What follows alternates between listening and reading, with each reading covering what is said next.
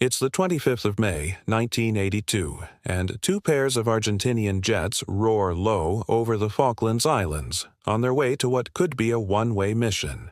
They are led by Captain Pablo Carballo, and he and his men are flying old and poorly equipped A-4 Skyhawk jets loaded with bombs. Their mission is to destroy the British ships HMS Coventry and HMS Broadsword. The Argentinians have captured the Falkland Islands, or the Malvinas as they call them, and they need to destroy the ships if they are to hold on to them. The Argentinians know that two ships have moved closer to the islands to cover ground troops, islands that give them the chance to approach undetected by British radar.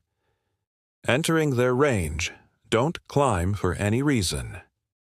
The Skyhawks fly as low as they dare, hugging the contours of the island as they reach the enemy's radar range.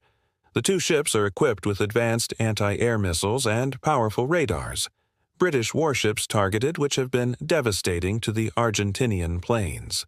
The only way to evade detection is to stay low. On board HMS Coventry, Captain David Hart Dyke has his men on high alert. British Special Forces have warned him that the Argentinians have recently launched on a mission, but he is unaware that this time his ship is the target. 4 detections on their radar screen confirms his worst fears. 4 contacts bearing 225, range 30. Captain Hart Dyke immediately orders the crew to action stations and alarms blare on both ships, and swiftly the mighty Sea Dart surface-to-air missiles turn to bear. The Skyhawks at the same time approach Pebble Island and hug its contours. Isla de Bourbon ahead. Keep low and follow me. With expert flying, the Argentinians become invisible to the British radar, and on the Coventry, the contacts disappear. Contacts lost over Pebble Island. It's precisely what Captain Hart Dyke feared. Pebble Island is too close. The Sea Darts have a minimum range, so now they will only be able to fire once if they are lucky. Hart Dyke gets on the radio to Broadsword. Broadsword, what is your status? HMS Broadsword is equipped with shorter-range Seawolf missiles better suited for a close-range fight. On the Skyhawks, Carballo brings his men as close to the ships as he can under cover of the land. His planes have no radar and no warning systems, but at 10 nautical miles distance they can see the British ships. Starting the attack. Good luck, Captain. He and his wingman, Lieutenant Carlos Rinke, make the charge and accelerate to maximum speed while skimming the waves. Captain Hart Dyke's hard decision aboard Coventry. The two Skyhawks immediately light up their radar. 2 hostiles bearing 192 low level.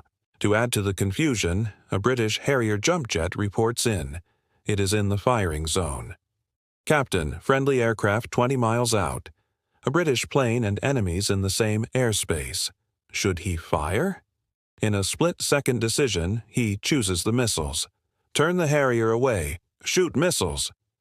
But the operators still can't get a lock. The Argentinians are flying extremely low, mere feet from the sea. Carballo's canopy is covered in sea salt as he soars through the spray, so low that the radars struggle to track them. Aboard the Coventry, the men's hearts race as they see the enemy getting ever closer. The Sea Dart missiles are failing to lock. Captain Hart Dyke feels the dread of a wrong decision, praying for Broadsword's Seawolf missiles to do the job. Aboard Broadsword, the men can see the targets. Sea Dart crashes. The Skyhawks are flying so close that the Seawolf S radar detects them as a single aircraft. They lock the target as the Argentinians barrel down towards them. But then, the single contact splits into 2, and the 2 sets of coordinates crash the missile guidance system. The missiles are not responding. Restart them. There is no time. Lookouts aboard Coventry see the Skyhawks with the naked eye and shout with alarm. Fire across the deck. In a last-ditch effort, HMS Coventry's deck guns turn to bear and open fire, soon joined by the roar of personal machine guns and rifles, sailors firing from all across the deck. Carballo sees the splashes of the shells striking the sea and the tracers of the British bullets drawing closer, refining their aim. The enemy ship is right there. He can taste victory, but the shells are getting closer. He can feel it. They're not going to make it. Change to the other one." He orders to swap targets, setting his sights on Broadsword. The two planes pull to the side and away from Coventry's guns, roaring by her deck as they line up their pass. The two Skyhawks pull the triggers, and their 1,000-pound bombs are released. They fall down into the sea and splash onto the ocean surface. It redirects them upwards as they bounce, skipping like stones. Broadsword's sailors see the two massive bombs bounce twice as they head down towards them. One bomb hits the sea and sinks short of the Broadsword, but the other doesn't. It punches straight into the side of Broadsword. It is deflected upwards and it bursts out of the deck. It flies on, tumbling as it falls into the sea without exploding. Carballo is dismayed, but they are not done yet. Coming in behind them is the second flight of First Lieutenant Mariano Angel Velasco and Ensign Jorge Nelson Barrio Nuevo. They are equipped with less powerful but more reliable 250-kilogram bombs. Aboard the British ship, they now see all four contacts on the radar, and Captain Hartdyke orders an immediate turn to starboard to allow the missiles to fire at all contacts. Coventry's missile operators get a lock on Velasco, and the sea darts turn directly towards them. "Shoot!" There is a bright flash on Coventry ES deck, and the missile rockets out in a plume of smoke. Skyhawks close. Just as it does, Velasco and his wingman fly lower and lower over the water. They disappear from the British radar and the missile goes straight. The sailors are aghast as the missile loses track and flies away. Velasco sees the missile fly off 500 meters to his right, but his eyes are locked on HMS Coventry as he fast approaches. Broadsword, meanwhile, is restarting the missile systems as the Skyhawks fly in towards them.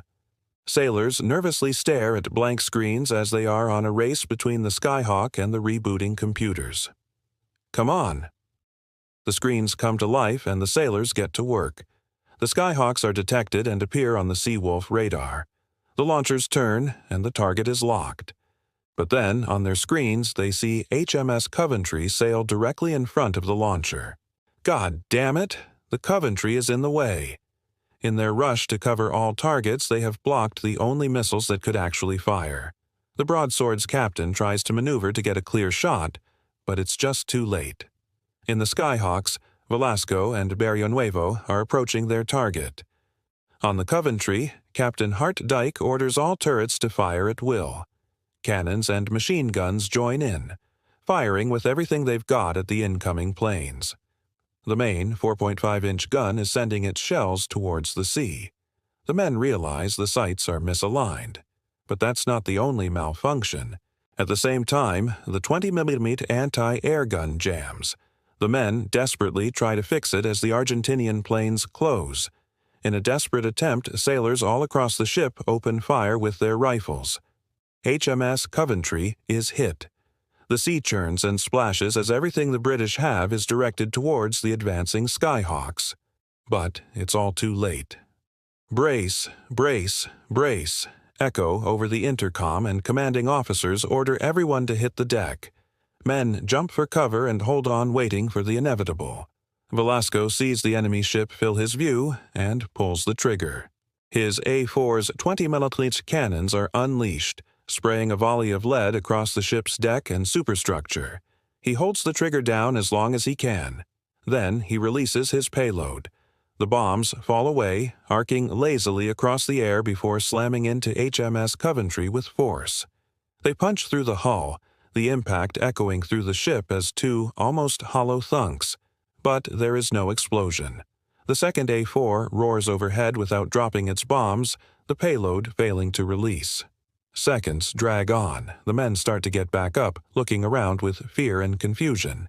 A voice comes through the intercom reporting damage, but they never get to finish their sentence. HMS Coventry goes down in flames. The bombs detonate. Two huge explosions rock HMS Coventry. In the air, the Argentinian pilots are elated to see smoke pouring from the Coventry. They've done it. Woo-ha-ha-ha-ha-ha! Boom, dude, goal. Long live the nation. One explosion right under the bridge breaks a massive hole in the side of the ship and destroys the computer room. The fire moves up through corridors and blasts through the operations room where all the operators and Captain Hart Dyke were working.